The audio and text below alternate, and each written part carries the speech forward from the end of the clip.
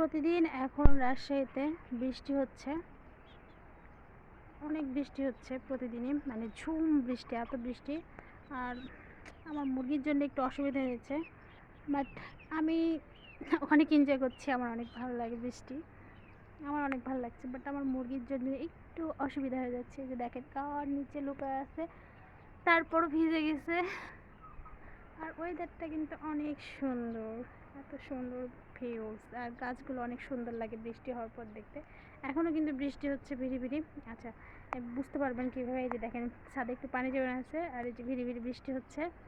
এই তো কাঠগোলাপ, যেটা আমার অনেক পছন্দের একটা ফুল, অনেক ভালো লাগে।